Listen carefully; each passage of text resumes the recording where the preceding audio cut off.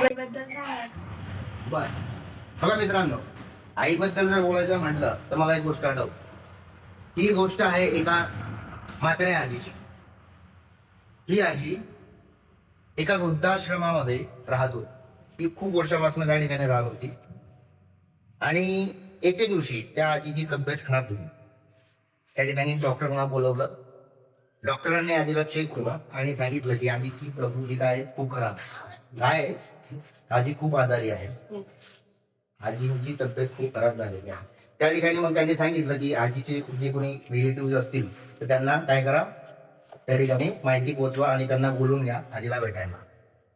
मग त्या ठिकाणी जे स्टाफ होते त्यांनी आजीच्या ते मुलगा होता त्या मुलाला त्या ठिकाणी फोन केला आणि मुलाला इमर्जन्सी मध्ये बोलून घेतलं. मग त्या ठिकाणी तो मुलगा सगळे कामं सोडून त्या ठिकाणी आजीला भेटायला आल्यावर त्या ठिकाणी जेव्हा आजीने मुलाला बघितलं, आजीचे डोळे भरून म्हणजे त्या ठिकाणी मुलाकडे बघितल्यानंतर आजीला त्या ठिकाणी त्याच्या बालपणाची आठवण झाली. ज्यावेळेस तो लहान असताना मुलाच्या संगोपनासाठी आजीने त्या ठिकाणी जे कष्ट घेतलेले होते त्या ठिकाणी आजीला ते आठवले. आईने सर्वात पहिला प्रश्न मुलाला केला की बाळा तू कसा आहेस. त्या ठिकाणी तू खूप वीक झालेला आहे. तुझी तब्येत त्या ठिकाणी खूप दुर्बल झालेली आहे. तू काही खात नाही का, वेळेवर जेवत नाही का, एवढी विचारपूस करायला लागली. स्वतः आजारी असल्यावरच नाही का. लक्षात. त्या ठिकाणी मग मुलांनी विचारलं की आई तुला काय झालं. त्या ठिकाणी चौकशी केली, डॉक्टरांना पण भेटला. त्यावेळेस मग आईने त्याला जवळ बोलवलं. आईने त्याला सांगितलं की म्हणे आता माझं काही खरं नाही. ठीक आहे. मग तो बोलला की तुला घरी यायचं आहे का. तर आई बोलली मला घरी वगैरे यायचं नाही. त्या ठिकाणी मला फक्त तुझ्याकडे एक अपेक्षा, बोलला की काय पाहिजे तू सांग मला. तर त्या ठिकाणी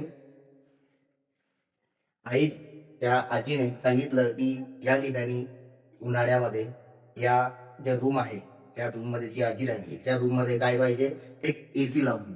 आता तो शॉक झाला. एवढं आयुष्य गेलं, आजीने एवढं आयुष्य त्या ठिकाणी काढलं, परंतु आईने एकही डिमांड केली नाही. आणि आई आता मरणाच्या दारावर आहे त्या ठिकाणी आणि ही कोणती डिमांड झाली, एसी लावून दे. तो शॉक झाला. असं का केलं असेल, असं का त्या ठिकाणी आईने आपल्याला डिमांड केली असेल.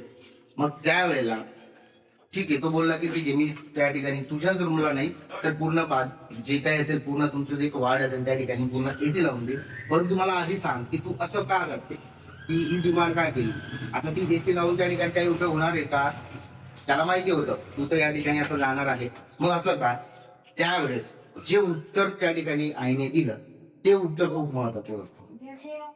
का ज्या वेळेस म्हणे तू तुझी मुलं मोठे होतील, ज्या वेळेस तू म्हातारा होशील आणि ज्या वेळेस तुझे मुलं तुला ह्याच वृद्धाश्रमात सोडतील तर त्यावेळेस ह्या ठिकाणी जेव्हा तू राहशील तर त्या टायमाला उन्हाळ्यामध्ये इथं खूप गरम होतं आणि मला माहिती म्हणे की तुझ्याकडनं ऊन सोसलं जात नाही, तुझ्याकडनं ते सहन होत नाही आणि मला तुझी खूप काळजी आहे. तू जर इथं राहायला आला, तुझ्या मुलांनी जर का तुला इथं सोडलं तर त्या ठिकाणी तुझ्याकडनं तुला जो होणारा त्रास आहे तो मला त्या ठिकाणी सहन होणार नाही. यासाठी मला त्या ठिकाणी काय पाहिजे, त्या ठिकाणी एसी लावून पाहिजे.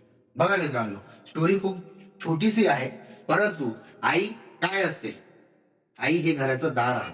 काय, आई घराचं दार आहे, वडील घराचे पिलर आहे. काय आहे, हे दोन्ही जेव्हा हे आपलं पूर्ण घर सांभाळतात. आईचं प्रेम म्हणजे शब्दांमध्ये सांगण्यासारखं नाही. त्यामुळे आई वडिलांना जपा आणि त्यांचे ज्या काही अपेक्षा असतील आपल्याकडनं, त्यांच्या अपेक्षा काय आहे, काय वाटतं आई वडिलांना काय करायला पाहिजे. मुलांनी काय करायला पाहिजे, चांगलं शिक्षण, त्या ठिकाणी संस्कार. बघा 3 गोष्टी खूप महत्वाच्या आहेत. पहिली गोष्ट तर त्या ठिकाणी तुमचं शिक्षण, संस्कार आणि समजावून. आई वडील आपल्याला त्या ठिकाणी चांगले त्या ठिकाणी काय करतात, संस्कार देतात.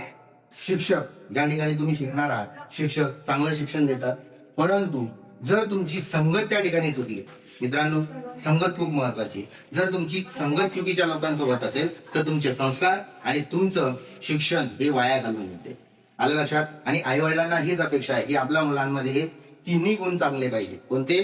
त्या ठिकाणी शिक्षण, संस्कार आणि संगत चांगली पाहिजे. आलं लक्षात? धन्यवाद मित्रांनो.